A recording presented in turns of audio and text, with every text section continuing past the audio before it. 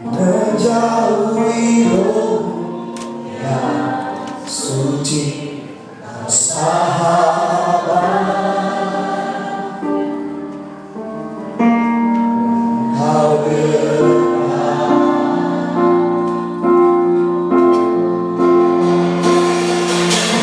akan seluruh bisa membalas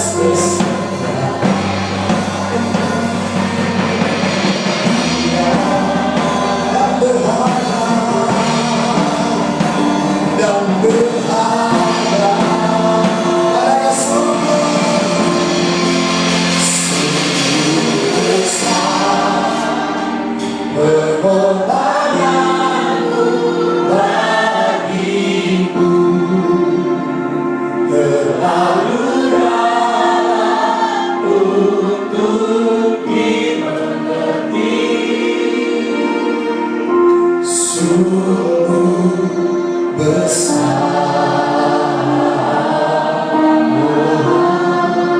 sungguh indah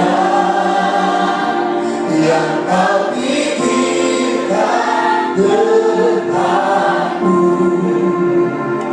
Ada selain bagiku. Sama-sama katakan sungguh indah, sungguh indah.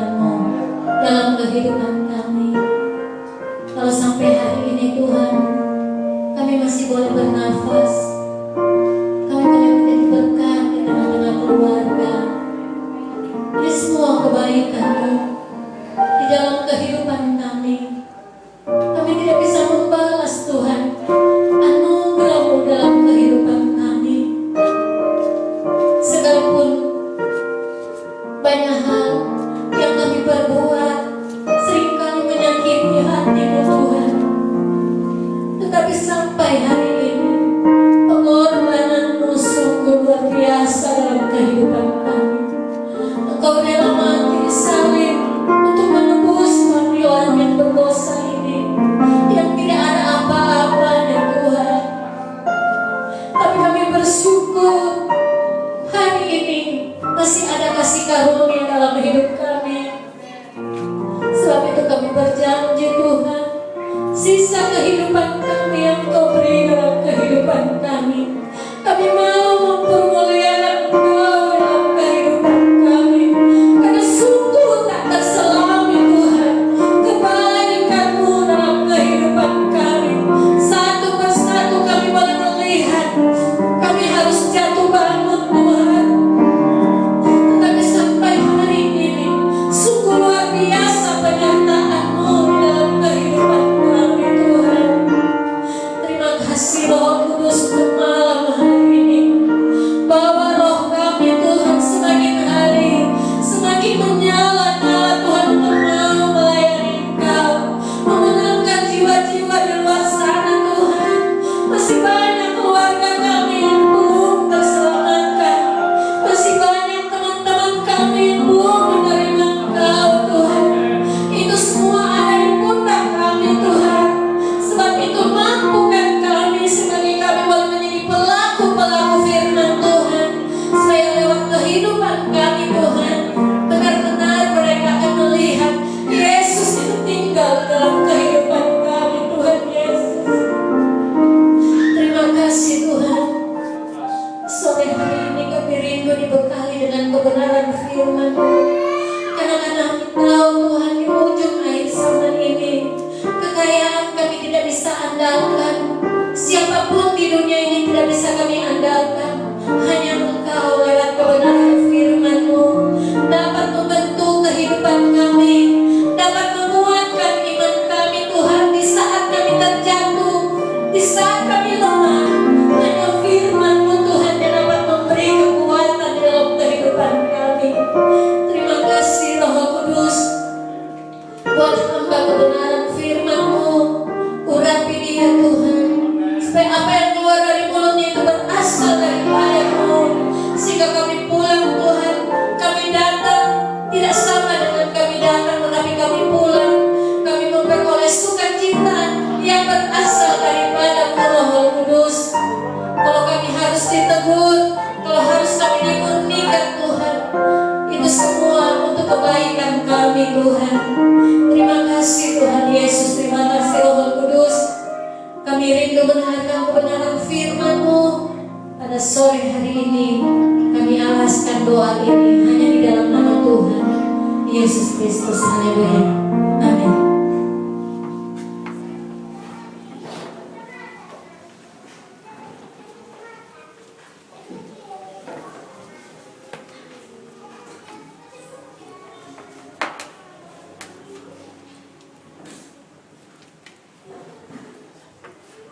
Halo saudara kita,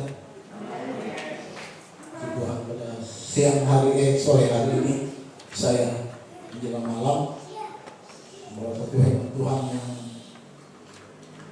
sedikit unik, karena yang sering saya temukan di Alkitab itu sejarah mengenai bangsa Israel, dan di dalamnya terdapat pengalaman-pengalaman yang sudah terjadi dan itu benar-benar terjadi. Hari ini saya mencoba membuka mengenai korban persembahan sanggup merubah kematian menjadi kehidupan. Kenapa saya katakan seperti itu? Karena hari ini kita lihat kursi agak jarang. Memang saya yang minta supaya tolong hari ini social distancing itu harus ketat. Dan tiap minggu harus seperti ini. Karena apa? Karena beberapa hari yang lalu, beberapa minggu yang lalu terjadi beberapa hal di golongan sini, dan hari ini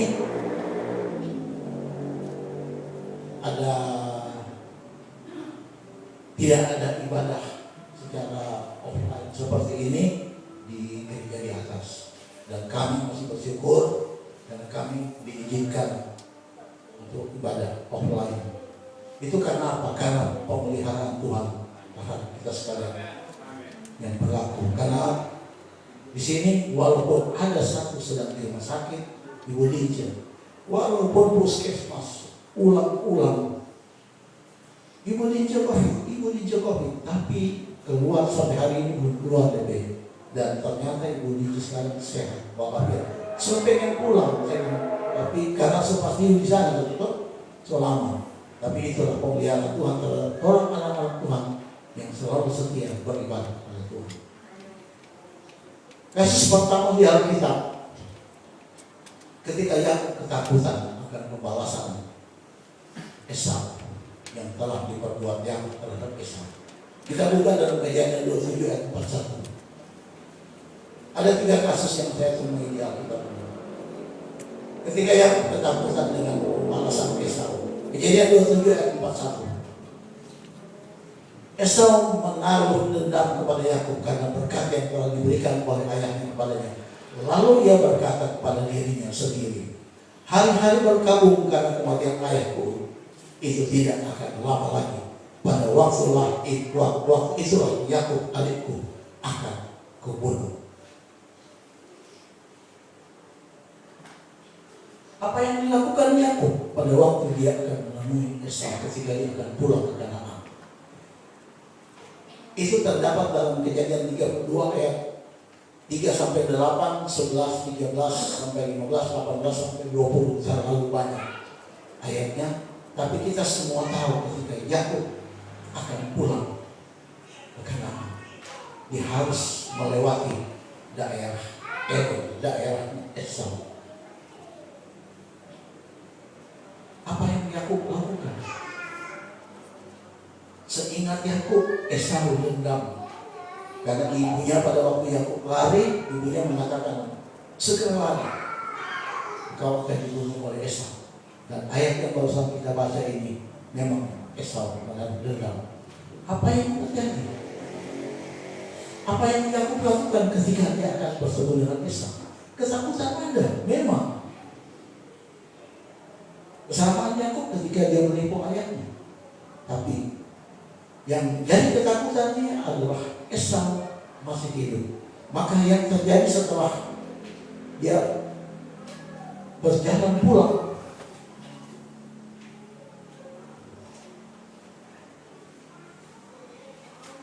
Yakub memberkati Esau. Apa yang Yakub berkati untuk Esau?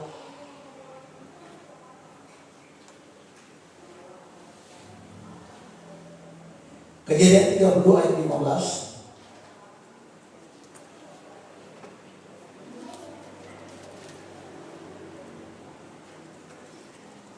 Puluh unta sudah menyusui beserta anak-anaknya, 40 lembu betina dan 10 lembu jantan, 20 keledai betina, 10 keledai jantan.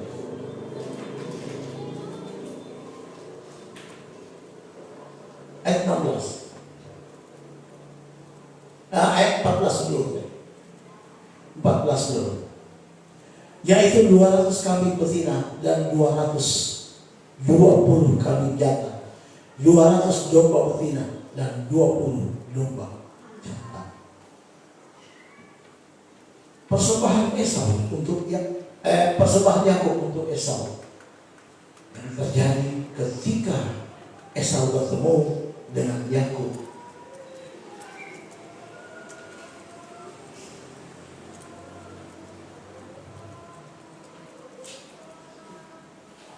Ayat 33 ayat 1 sampai 8.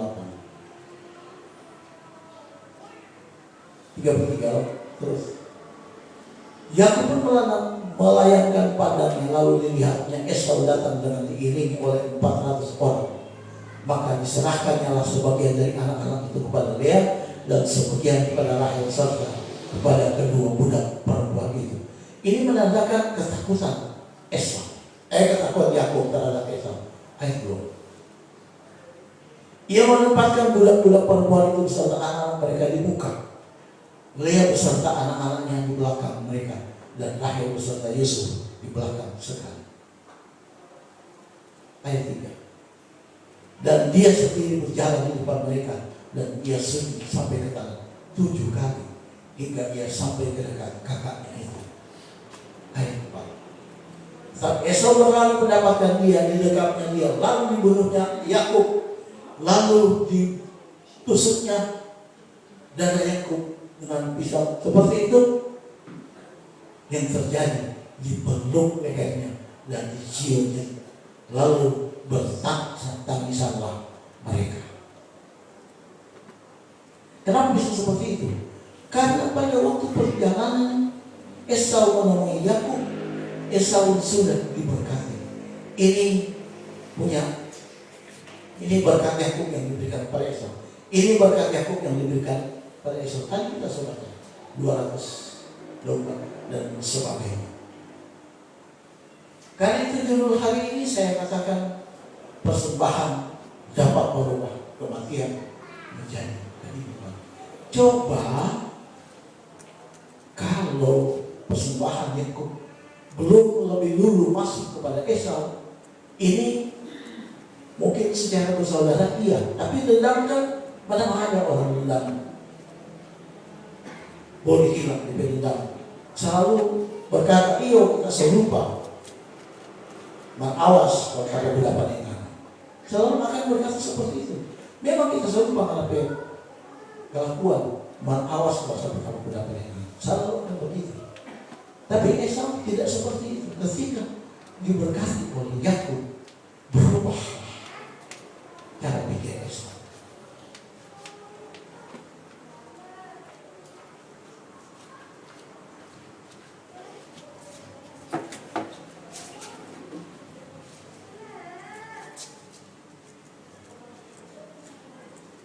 Ayat 5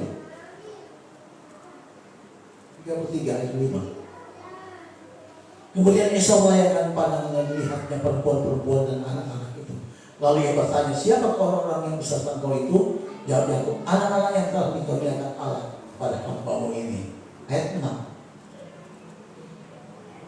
Sesudah itu mendekat budak-budak perempuan itu beserta anak-anaknya, lalu mereka sujud. Ayat 7.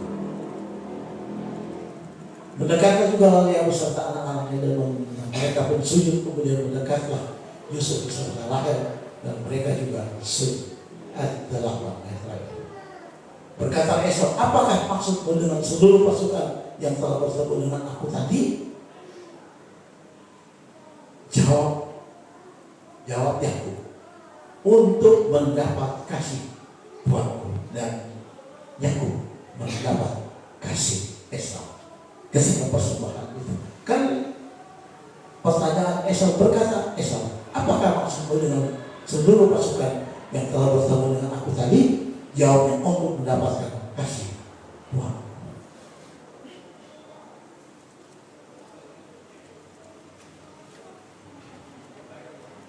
Dendam Esau terhadap Yakub terbayarkan ketika persembahan itu sampai kepada Yakub. Sampai kepada Esau, persembahan Yakub sampai kepada Esau, yang terjadi seperti tadi. Dan satu hal, persembahan yang diberikan tidak pernah kadaluarsa. Sekali lagi saya tegaskan, persembahan yang dilakukan tidak pernah kadaluarsa. Kenapa saya katakan tidak kadaluarsa? Ketika Kanaan penuh dengan ternak Esau dan ternak Yakub, maka Esau menyingkir ke daerah Edom. Dia pergi meninggalkan. Harusnya kan dia bertahan. Dia bilang, karena kan pancuri kita berkat. Karena dia nggak ada dong yang pergi. Tapi jangan. Esau pergi. Esau meninggalkan Kanaan, pergi ke daerah Edom. Jadi persembahan Yakub itu tidak pernah kadaluarsa sampai mereka berpisah. Orang tua sudah meninggal. Kita semua tahu Esau meninggalkan Yakub pergi ke daerah Edom. Karena persembahan yang membuat cara Esau berpikir, memang betul Yakublah orang yang diberkati. Kasus yang kedua, ketika kematian bahkan kehancuran menghantui kota Niniwe. Yunus 3 ayat 1 sampai 4. Yunus 3 ayat 1 sampai 4. Kasus yang kedua ini terjadi dengan kota Niniwe. Yunus 3 ayat 1 sampai 4.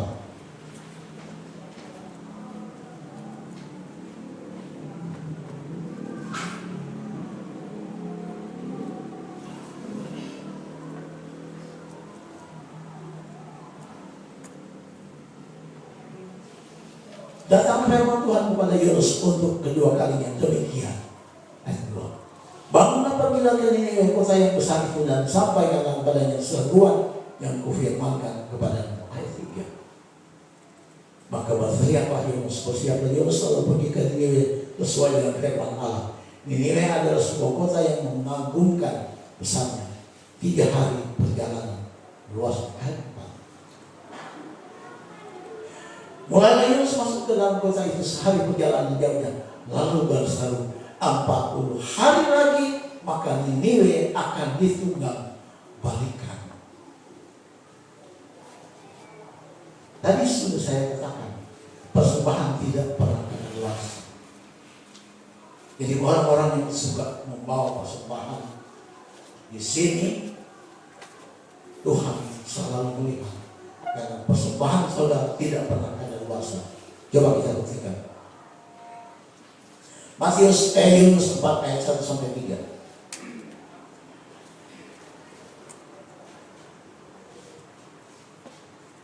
Tetapi hal itu sangat membesarkan hati Yunus. Lalu marahlah ia ketika Tuhan menyelamatkan Niniwe yang mengganyang Yunus. Ayat 2.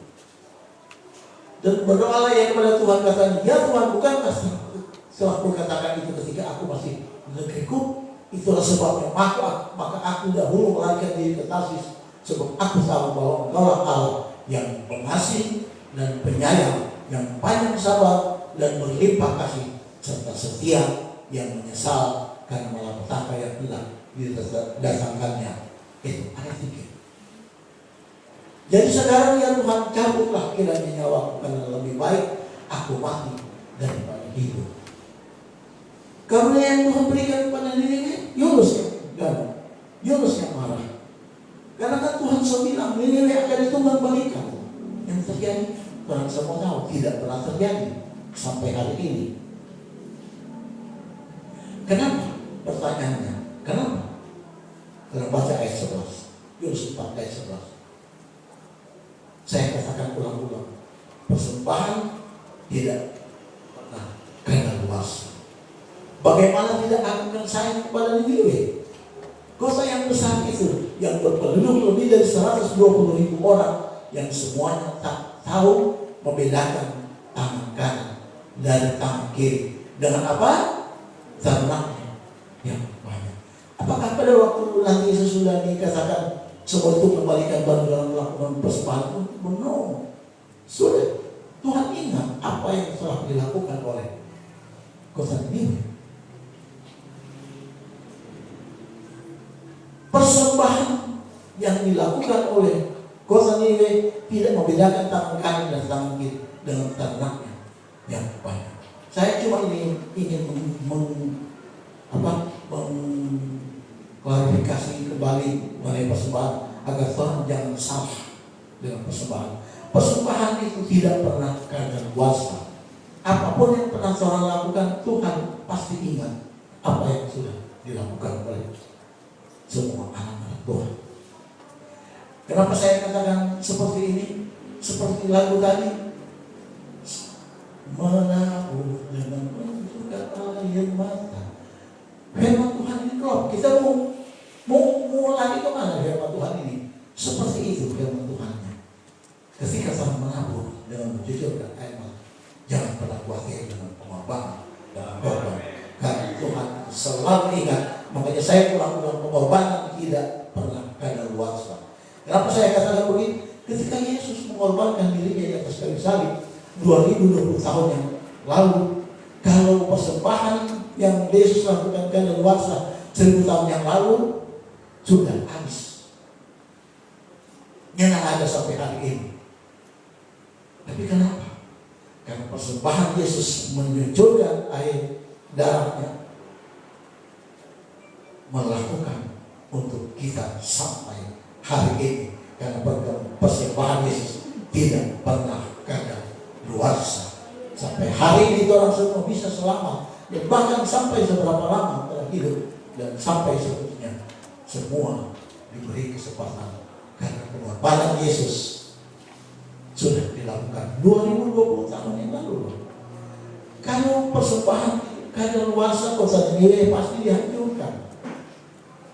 Manusia saja ketika menerima berkat, luar suka sekali berkat. Orang saja, kalau ada orang suka berkat, luar biasa suka sekali berkat. Orang manusia saja ingat, apalagi Tuhan. Kosa sendiri, Tuhan ingat apa yang telah mereka lakukan. Ketika Yesus dikorbankan, apa yang telah Allah ingat? Kasihan sampai anak sekorban. Sampai hari ini semua umat yang percaya kepada Yesus bisa diselamatkan, dan itu berlaku sampai hari ini.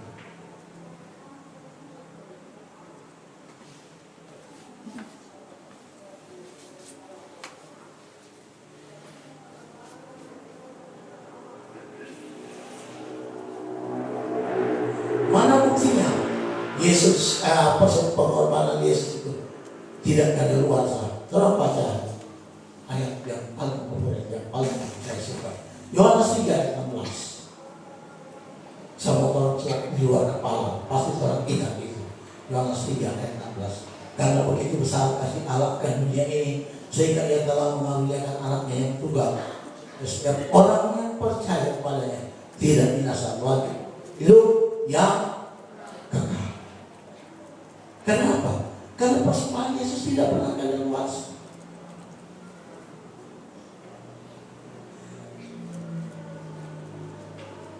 Ketika korban dinaikkan, ketika korban diberikan, ketika korban dilakukan, khusus menjadi berkat.